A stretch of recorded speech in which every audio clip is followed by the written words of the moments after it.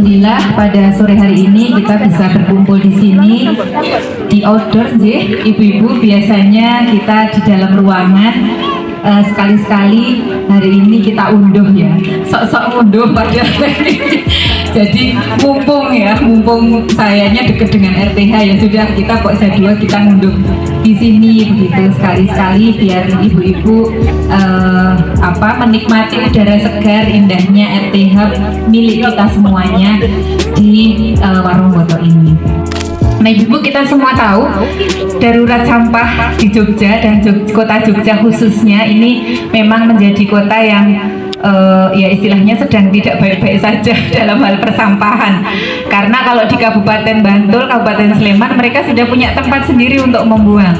Nah kalau di kota, nah mungkin Mbak Isti lebih tahu ya betapa pusingnya kota ini ngurusin sampah, di mana piungan ditolak gitu ya. Baru kita punya tempat pembuangan itu hanya dua harus menampung 150 ton setiap hari, dan itu sangat tidak bisa begitu. Nah ibu sekalian, saya punya tim, halo tim saya. Jadi ini mungkin Pak Lurah, Bu Lurah izin menyampaikan, kami setiap harinya jadi tukang sampah di sini ibu. Di sebelah barat sana itu ada namanya tong atau drum-drum yang berwarna-warni. Itu adalah sumbangan dari DLH, bukan sumbangan, emang punyanya DLH di sini ya, RTH. Kemudian di sanalah kami mengolah sampah menjadi pupuk yang ada di hadapan ibu-ibu di sini. Nah, bolehlah promosi ya, betul, saya promosi 100%, 1000% keuntungan ini untuk pemberdayaan pengelolaan sampah begitu ya. Kenapa 1000% lah? Karena pengurusnya nombok untuk bisa jadi begini harus merogoh begitu, oke? Nah, ibu-ibu, kemudian ada juga kegiatan kami pertanian perkotaan. Salah satu rasa bahagia dan kebersyukuran kita adalah yang memaksimalkan fungsi RTH sebagai tempat edukasi sampah ibu-ibu. Jadi kalau kita membiarkan saja RTH ini tidak dikelola oleh komunitas dengan pengelolaan sampah dan pertanian perkotaan, itu tidak akan ada 2 bidang kebun yang sekarang salah sekiannya adalah ibu-ibu nikmati hidangannya di hadapan ibu-ibu.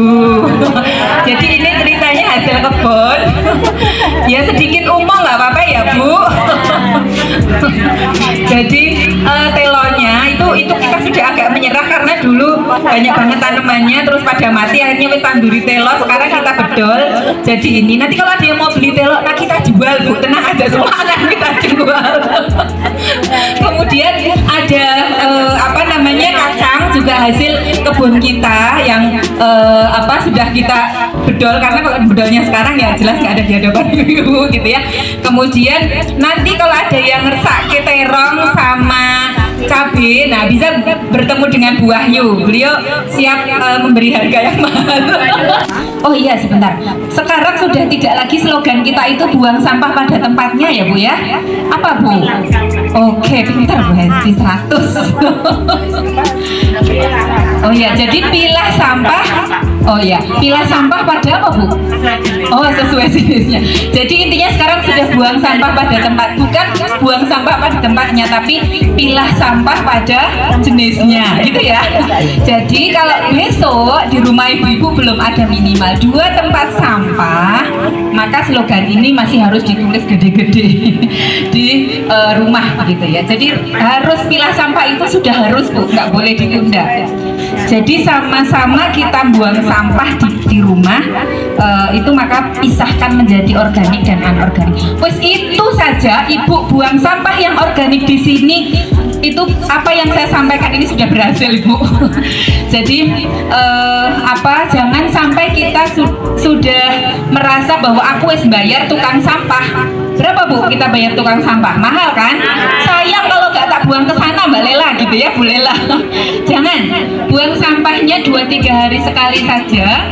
Sampah yang anorganik saja itu pun setelah dipilah di bank sampah. Nah yang dibuang-buang mungkin karena memang bank sampah kita belum mampu mengelola. Tapi ada di proyek di Indonesia, di Depok itu dia sudah menerima sasetan ibu-ibu. saset-saset yang kayak jadi sampah di bank sampah itu sudah bisa juga yang menerima. Nah, yang organik kalau ibu-ibu mau ngolah nanti akan kita ajarkan cara ngolahnya. Ada banyak banget cara ya, mungkin juga ada pelatihan-pelatihan di per RW dan seterusnya. Tidak ada cara yang ini yang paling benar, ini yang punyamu salah, tidak. Semuanya benar. Asal diolah, tidak dibuang ke tempat sampah. Yang terakhir maksudnya ya, tidak dikasihkan ke bapak tukang sampah dan kemudian dibawa kemana-mana akhirnya menghasilkan bau.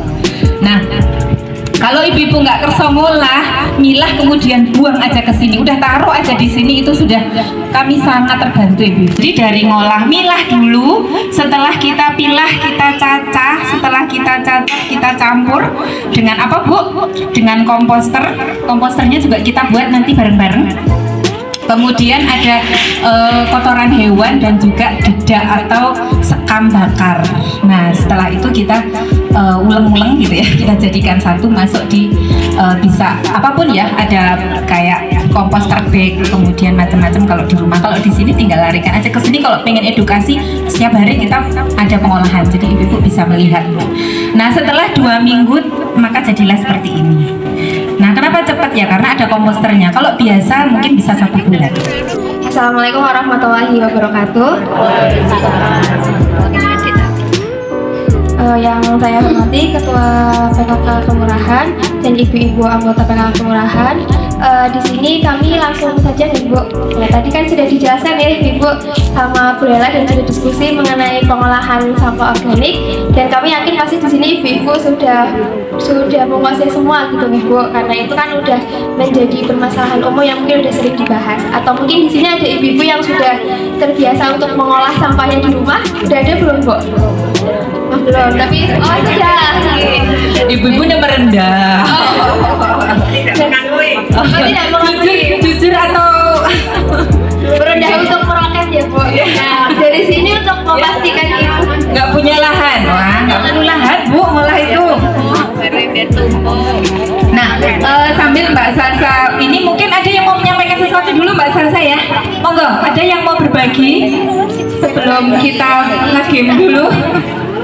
Aku punya saya sudah berhasil Bu, gini misalnya gitu ya. Jadi misalnya ibu yang mau sharing, yang mau sharing dulu monggo. Nah, mengolah mungkin, atau yang belum pernah mengolah, saya ingin mengolah, kendalanya di mana, boleh di-sharingkan gitu Bu. Monggo. Oke, lanjut Mbak. Belum ada nih.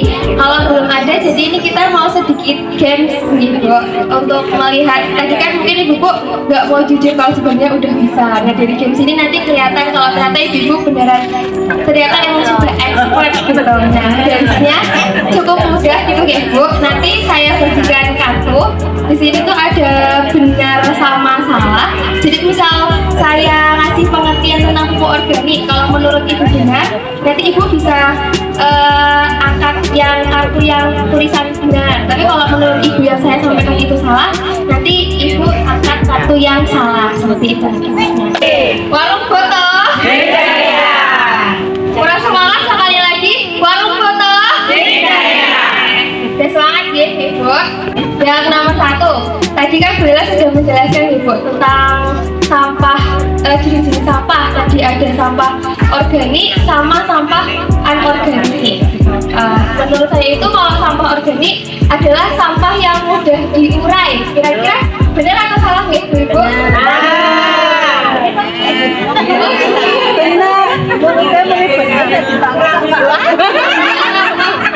Gitu. Oke, saya sambil ngomong ya.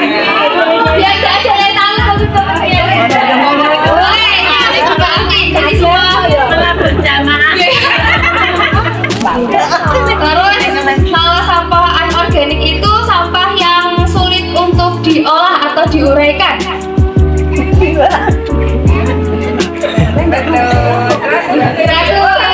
Oh, ada yang salah.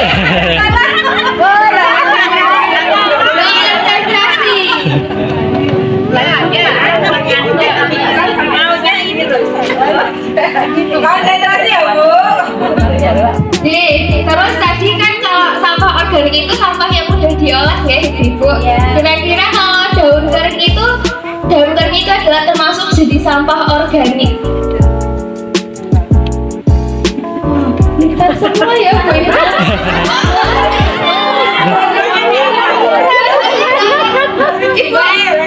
Ibu jawabannya salah ya Bu. Kenapa Ibu bisa memilih salah? Alasannya Bu? Saya daun basah yang Oh daun basah. Hari ini ada 2 materi, nanti tentang cara mengolah komposnya tadi, mulai dari sampah organik yang masih berbentuk sampah, sama yang kedua adalah praktek membuat komposter, biar nanti ibu-ibu tidak perlu membeli di toko. Kan di toko ada namanya AM4, itu kan lumayan mahal, tapi kalau ibu-ibu membuat sendiri kan itu menghemat budget ya ibu-ibu. Yang pabrikan Bu, ini 20.000 harganya. Kalau ini buat sendiri gratis. Hanya memanfaatkan bahan-bahan yang ada di rumah. Sebuah bioaktivator untuk membantu sampahnya biar cepat terurai. Yang namanya itu komposter atau biasa disebut mol. Ibu mungkin sering pernah dengarnya mol nih. Senyawa organisme lokal. Nah, bahan-bahannya itu mudah sekali untuk membuat di komposter ini, dan ibu pasti di rumah gampang untuk menemukannya. Yang pertama ada apa Mbak Lili? Ini ada ini air lemon atau air cucian beras gitu. jadi ibu kalau habis nyuci beras airnya jangan dibuang nih, tapi Nyirami tanaman. oh buat nyirami tanaman nanti boleh disisihkan sedikit juga buat membuat komposter. Setelah ada air cucian beras, ibu-ibu juga butuh air kelapa. Air kelapa. Ini air kelapa yang bukan itu air kelapa tua. Ya bukan yang degan, kalau degan itu kan seger ya Bu, itu diminum sendiri aja. Ibu-ibu juga butuh yang namanya ini ada bonggol pisang. Terus selain bonggol pisang, ibu juga butuh niki buah nanas, tapi nggak harus buah yang segar, misal buah yang busuk, yang udah di kulkas lama ibu lupa buat dahar, nah itu bisa daripada dibuang, dipakai untuk membuat dekomposter. Terus selain itu juga niki Bu, ada gula. Gula Jawa, karena kebetulan gula Jawanya nggak ada, kita pakainya tetes dikit. Air leri. Ini kalau untuk air leri air cucian beras itu disarankan didiamkan dulu 1 malam. Jadi bukan setelah mencuci langsung dipakai, tapi didiamkan dulu 1 malam. 1 sampai 3 hari itu masih bisa dipakai. Tapi nanti kalau misalnya setelah 3 hari itu kan biasanya sudah bau, sudah ada gasnya ya Bu. Nah itu bisa buat menyiram tanaman. Begitupun kalau misalnya ibu-ibu mau menyiram tanaman pakai air leri, itu juga disarankan didiamkan dulu 1 malam baru disiram. Nah terus untuk waktu penyiraman kalau misalnya ibu pakai air itu 1 minggu cukup 2 kali aja, jangan setiap hari. Kalau setiap hari itu nanti tanamannya enggak, meskipun dia berbuah tapi rontok, jadi gampang jatuh gitu. Misalnya cabai itu disentil sedikit itu jatuh. Nah itu karena faktor kebanyakan ini. Ya itu nah untuk takarannya kalau yang makan kita biasanya ini untuk air lerinya itu 2 liter. Ya untuk air lerinya 2 liter. Bonggol pisangnya 1 kilo kurang lebih. 1 kilo, kemudian buah nanasnya 1 buah. 1 buah. Air kelapanya ini 1 liter. 1 liter. Nah ini murah kok Bu. Kalau misalnya ibu-ibu ke pasar Pasore, ke pasar Sentul atau pasar Giwangan juga nggak dijual, dikasih, tinggal ambil aja Mbak.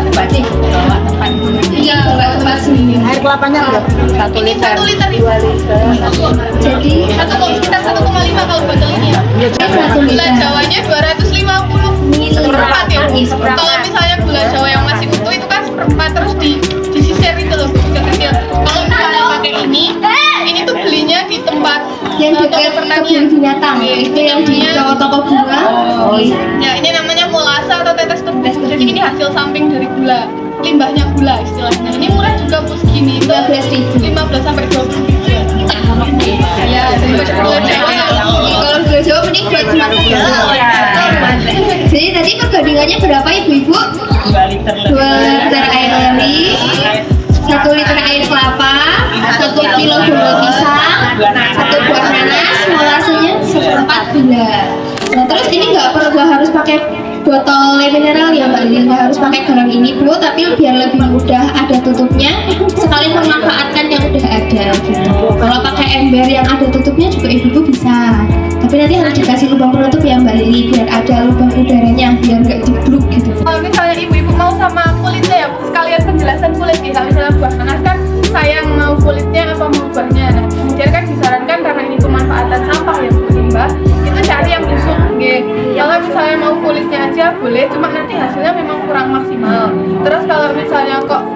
buahnya kulitnya sayang mau diapakan gitu kan ya Bu, itu kulitnya boleh di blender sekalian atau nanti kulitnya dimanfaatkan buat ekoenzim. Nah mungkin ibu sudah pernah belajar ekoenzim. Nah itu kan jadi nggak ada yang dibuang.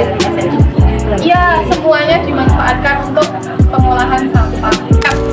Ini pertama terserah kalau ibu mau mencampur dari mana, itu terserah Bu. Kalau kami biasanya dari nanas dulu. Jadi nanas masuk, nanas, terus habis itu air kelapa masuk semua, terus habis itu ini molasnya. Nah, molasnya tinggal tuang. Setelah itu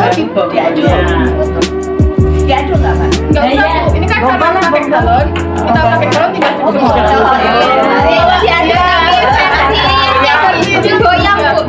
digoyang. Bunga pisangnya biar mudah dicacah juga nggak ibu-ibu, biar nanti lebih cepat fermentasinya. Nah, setelah itu ditutup kan Bu. Nah, ditutup itu sebenarnya ada dua cara Ibu. Kalau misalnya mau di ibu-ibu tahu selang yang ada di akuarium yang sembrut-sembrut. Nah, ibu-ibu bisa pasang itu Bu. Kalau misalnya ibu-ibu pasang aerator di situ, itu nggak usah dibuka tutup, tinggal begini aja. Tunggu sampai sekitar 4 minggu. Nah, kalau seandainya ibu nggak punya selang juga, akuarium nggak ada, selang nggak ada, ini tiap hari dibuka Bu. Tapi bukanya ada di bukanya ada tekniknya, jangan kan itu namanya fermentasi ya Bu. Nanti namanya meledak langsung digini, nanti hilang semua gasnya, tapi dikit aja Bu. Kan tiap pagi atau sore hilang. Yang penting bunyi jelas, Jangan dibuka, tutup lagi aja. sih sehari cukup sekali aja. Nah setelah 4 minggu disaring jadilah ini. Jadi dikomposter dan bisa langsung diaplikasikan ke pupuk sampah. Bedanya gimana?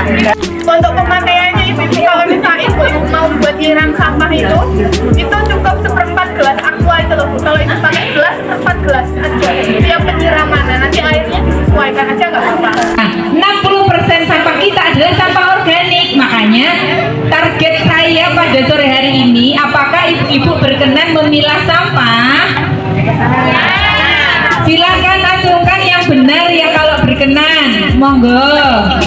Oh iya boleh gini deh. Ya, silakan menjempol nggih kalau berkenan memilah sampah nggih. Nah, ini adalah langkah pertama kita. Nah, setelah memilah silakan dibuang ke sini, yang organik dibuang ke tukang sampah. Oke, demikian yang bisa kami sampaikan. Kita sudah sampai maghrib, saya kembalikan ke Bu Arin. Assalamualaikum warahmatullahi wabarakatuh.